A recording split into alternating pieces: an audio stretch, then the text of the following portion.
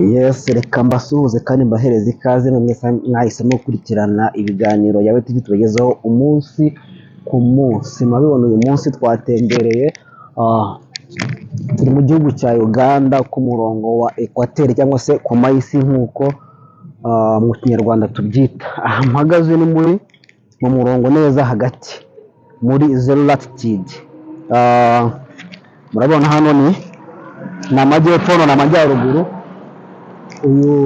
Ahangaha akaba ari ku muhanda. Uyu muhanda murimo murareba gutya werekezaho kamera uvuga ngo uturuka mu Rwanda werekeza Kampala. Tugeze kuri uyu muhanda rero navuga ngo aha hantu reka mpagarare ngire icyo mbereka cyangwa se tutemberane hano muri Uganda bereke umurongo wa Equateur uvugaho byinshi. Uyu murongo uko mubireba ni umurongo ugabanyamo isi ibice bibiri, icy'amajyaruguru ndetse n'icy'amajyepfo. Akaba rero duhagaze uyu munsi ni ahantu hagiye hari ibintu byinshi bitandukanye nk'uko mubireba.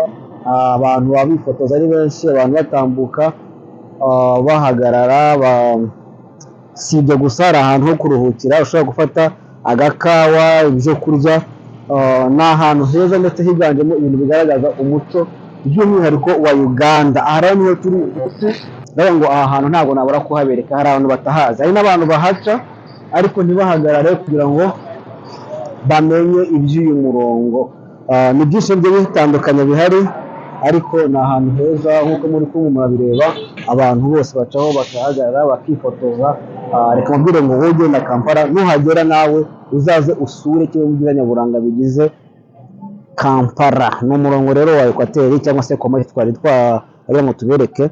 Ikindi nababwira harya ubwo nishyira hano hari ubundi kugira ngo umenye ko uyu murongo ari uwanyawo, hari ibintu bitatu bapimiraho. Hariya hari kamwe kerekana amajyaruguru, hepfo amajyepfo na hano muri Equateur hagati. Icyo batweretse gihari, iyo usutsemo amazi ndabibereka mu kavido gato nagiye mfata, usukamo amazi yikaraga mu byerekezo bigiye bitandukanye. Mu majyaruguru yikaraga agana iburyo, mu majyepfo yikaraga agana ibumoso, naho hagati ushyizemo akantu kugira ngo urebe ukuntu hikaraga. Ntabwo kikaraga ahubwo ahita kamanuka mu mazi. Ni ibintu bigiye bitangaje cyane. Reka mbwire mu Marana yawe TV nimukunda iyi video tuzasura ahantu henshi hagiye hatandukanye muri Uganda. Babwire ngo turabakunda cyane. Ciao.